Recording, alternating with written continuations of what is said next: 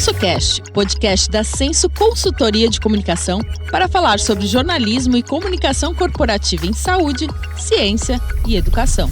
Apresentado por Moura Leite Neto.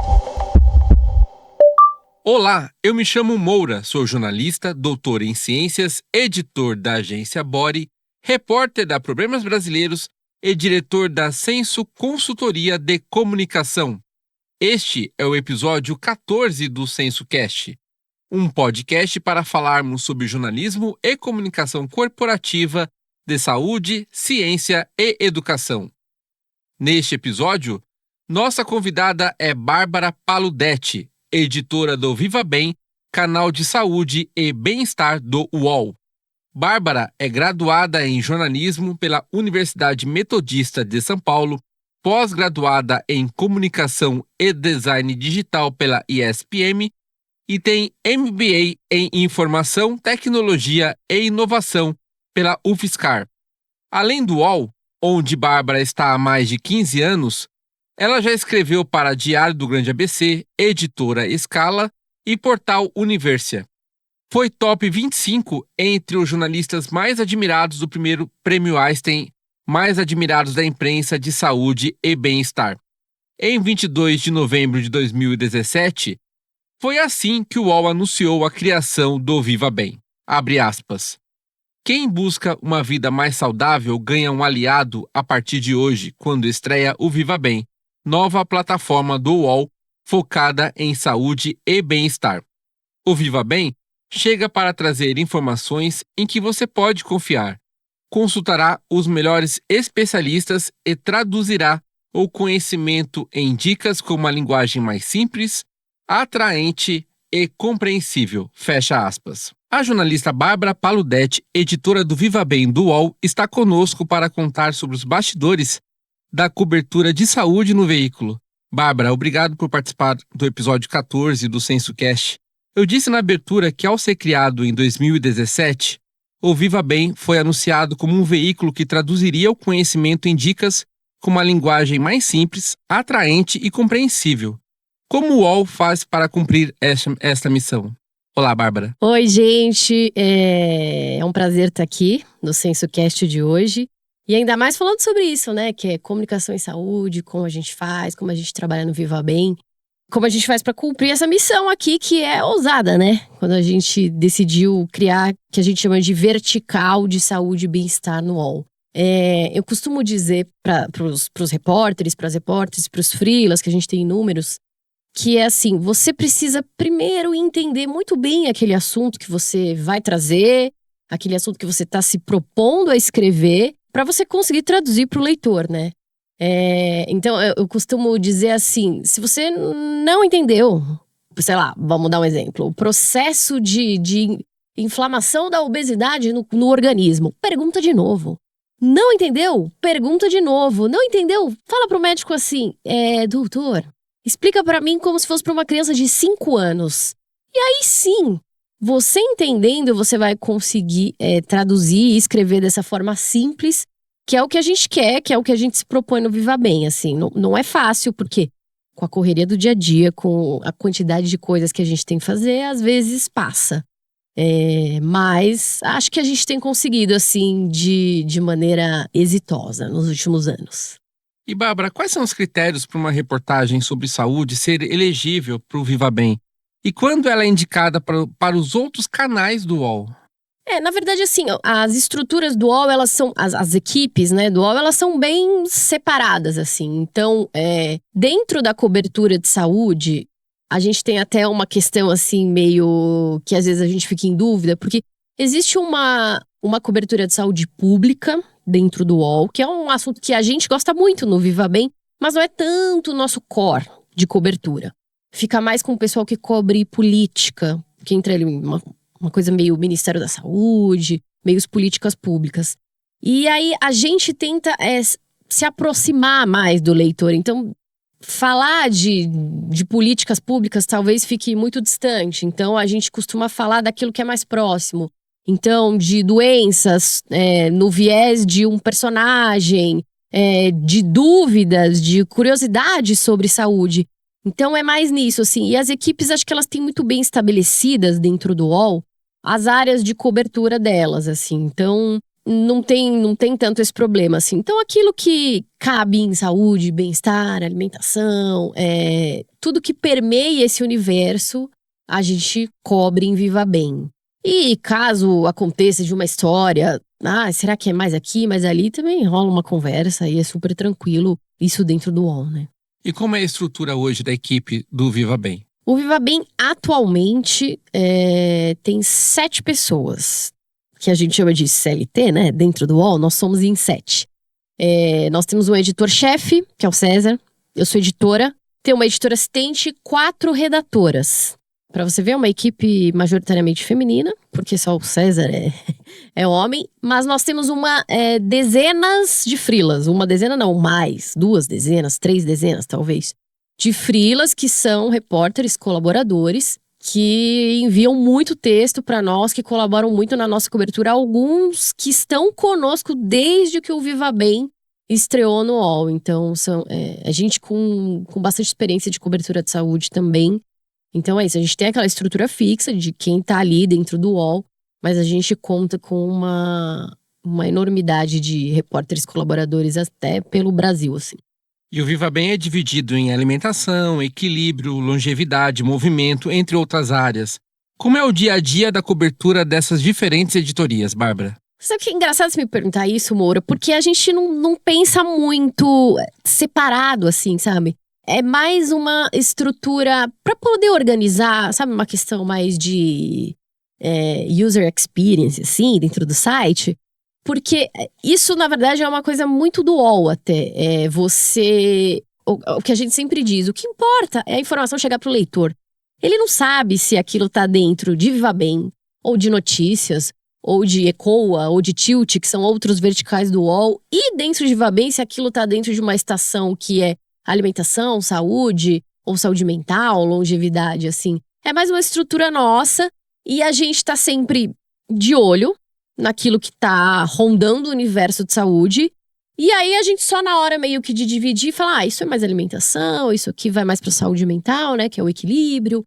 Isso aqui tá falando mais de longevidade, mas a gente não pensa assim muito separadamente. A gente pensa meio que a estrutura de cobertura de saúde como um todo. E aí essa divisão é mais uma organização, assim, mais formal para o leitor. Mas não tem puxa, precisamos fazer tantas matérias de tal coisa.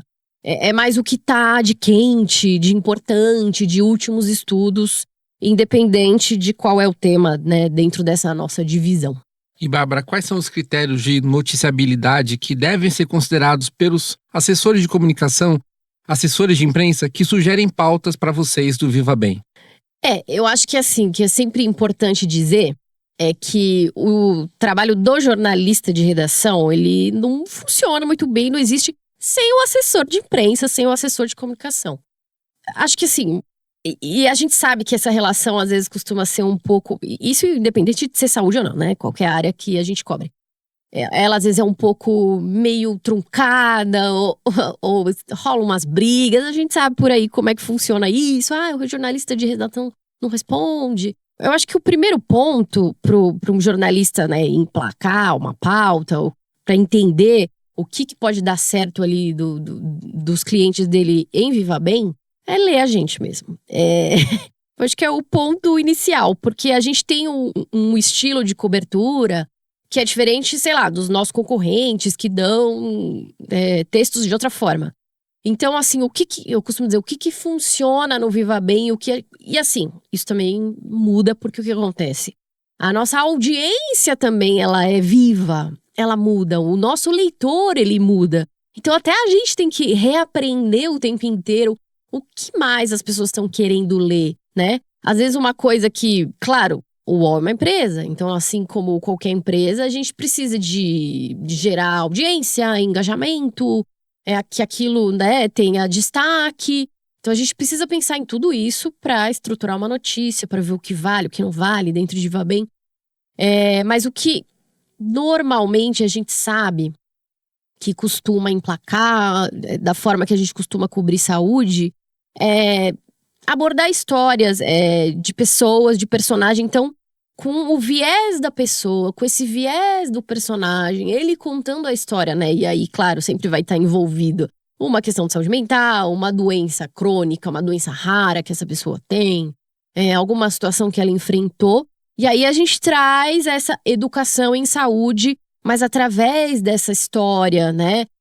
Dessa ótica desse personagem, contando a história de vida dele, a gente consegue trazer essa informação médica mais traduzida, mais mastigada, para as pessoas prestarem atenção. E claro, assim, não tem como a gente fugir também aquilo que tá quente, então, aquilo que tá bombando. Vou dar um exemplo assim. Então, o remédio emagrecedor do momento. Se o Viva Bem, que é uma plataforma que é séria, que se dedica a noticiar as coisas com atenção, procurar fontes com credibilidade. Se a gente não tomar conta e não dá aquela notícia de forma correta, isso vai ser dado, né, no TikTok, no Instagram, no Facebook, sabe-se lá como. Então a gente também precisa estar de olho. O que está acontecendo no TikTok de saúde? O que as pessoas estão postando lá? Nossa, um monte de besteira. Então a gente também precisa entrar nisso e nessas trends para entender o que é importante. A gente falar sobre isso, o que é importante estar no Viva Bem.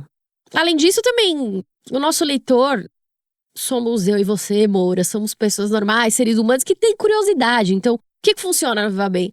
Trazer uma coisa divertida, uma coisa legal, ou uma coisa muito inovadora, que de repente seu cliente tem, nossa, que vai chamar muito a atenção. Não tem uma fórmula pronta, eu queria que tivesse, mas assim, não tem. Mas eu acho que deu pra ter uma ideia.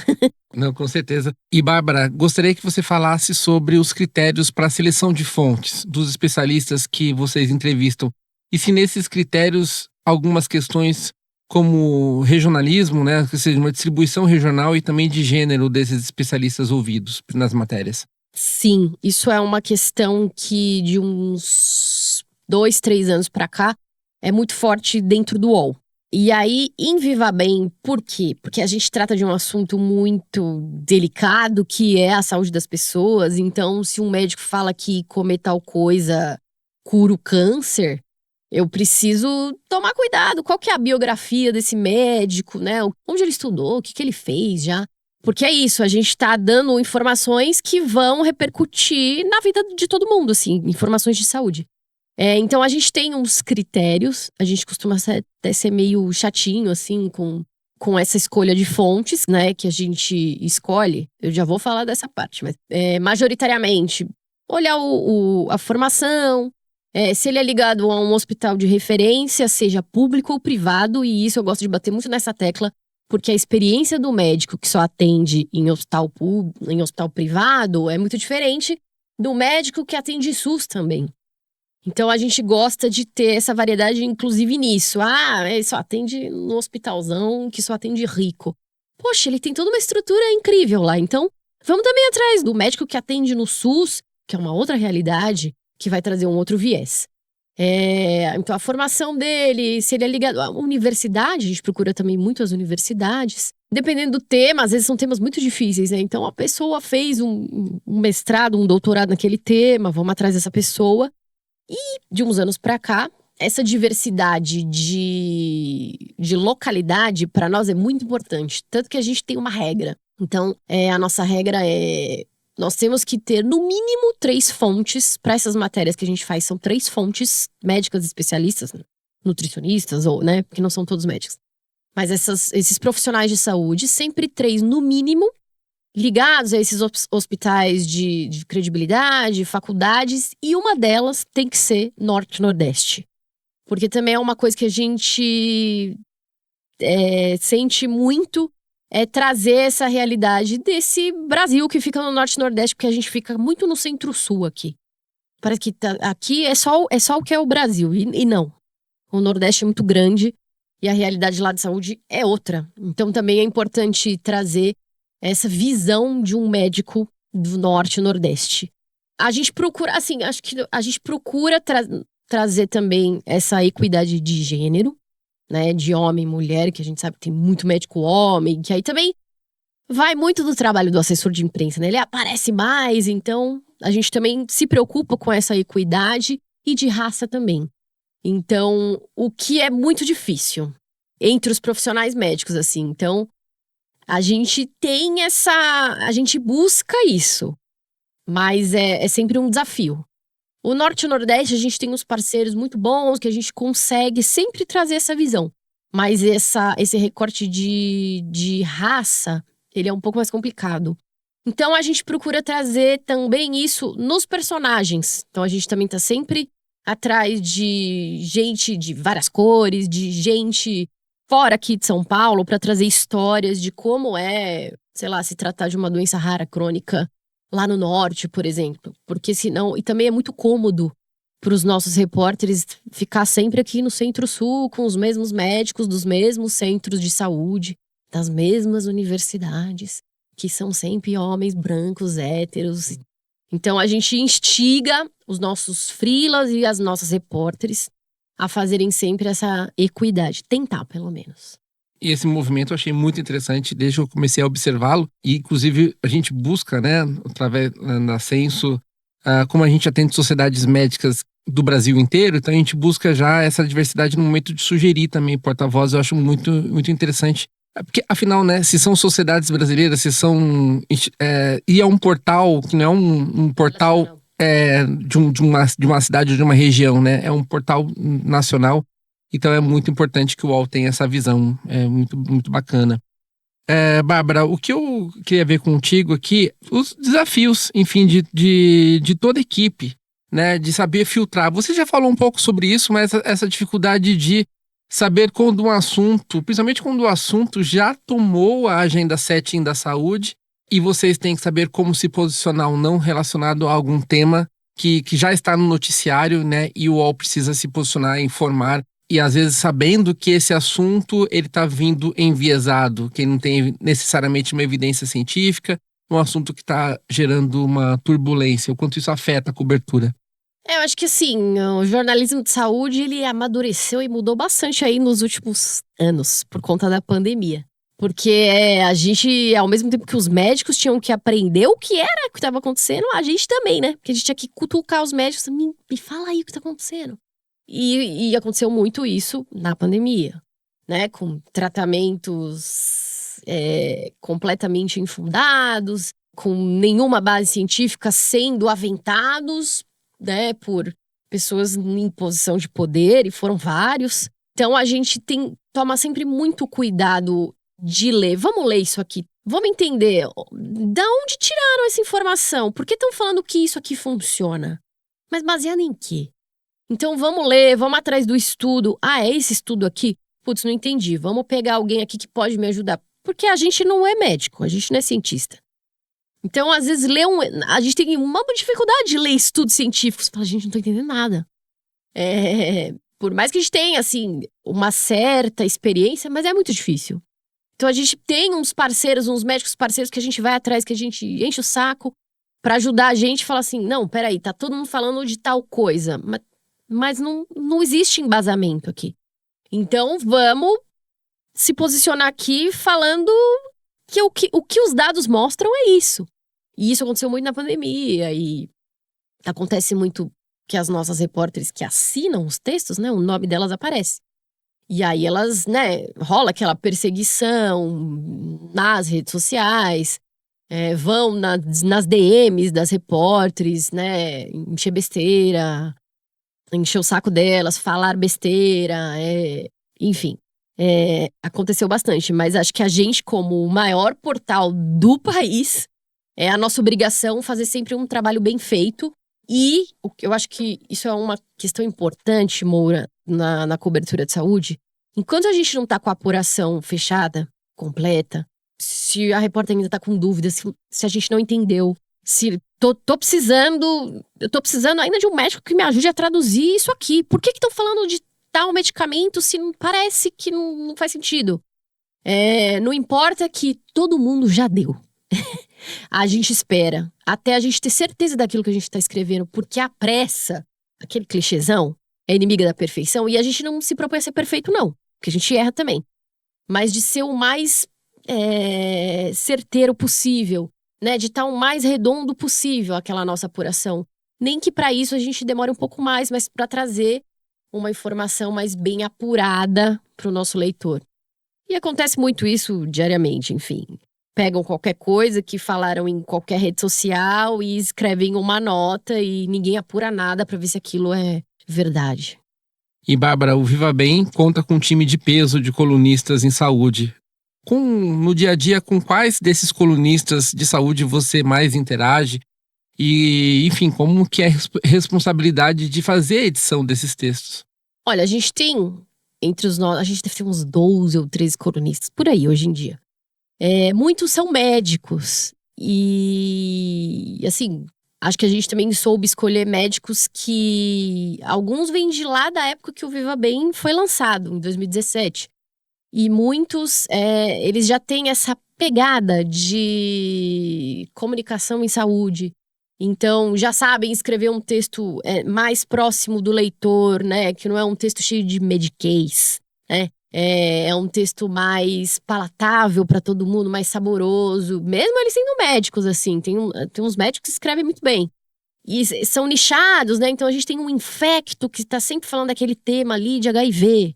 Aí a gente tem o cardio, que todos os temas deles são relacionados à saúde cardiovascular. E ele consegue tirar uns temas e os textos são incríveis. Então, assim, acho que eu tenho contato com basicamente todos. A gente tem também os psicólogos, alguns psicólogos e alguns jornalistas, né? Mas é uma minoria hoje em dia de jornalistas. A nossa maior parte dos colunistas são médicos. Mas assim, eu acho que na verdade é um privilégio poder ler, porque a edição é até muito simples, assim. Acho que eles já estão há algum tempo, eles já entenderam como funciona esse texto pro leitor, que ele não está escrevendo para médicos, né? Ele está escrevendo para todo mundo. Então precisa estar sempre muito bem traduzido. Então acho que é um privilégio, na verdade. Não tenho nenhuma dificuldade com esses textos. Sejam dos jornalistas, que são colunistas, ou dos médicos colunistas.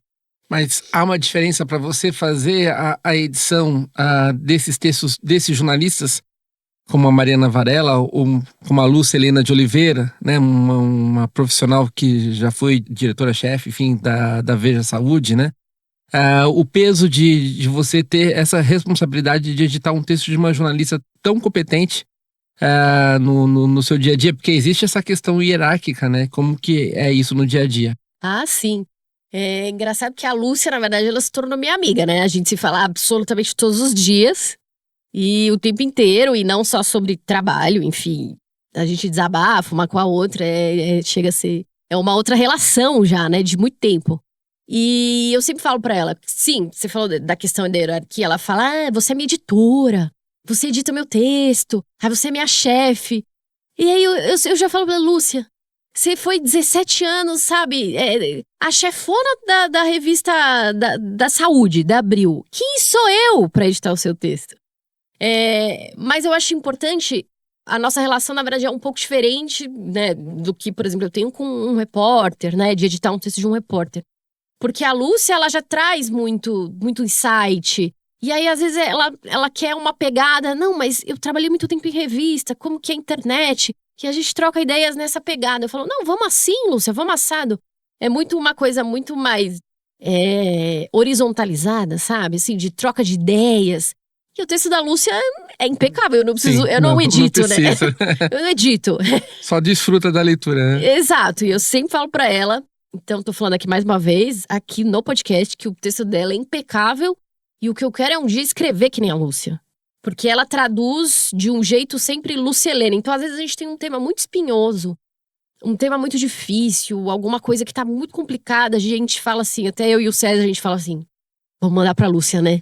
Porque ela vai conseguir fazer, ela vai traduzir, ela vai atrás das melhores fontes e vai conseguir entregar aquilo mastigado pro nosso leitor entender as coisas mais difíceis da genética e da imunologia. Ela vai.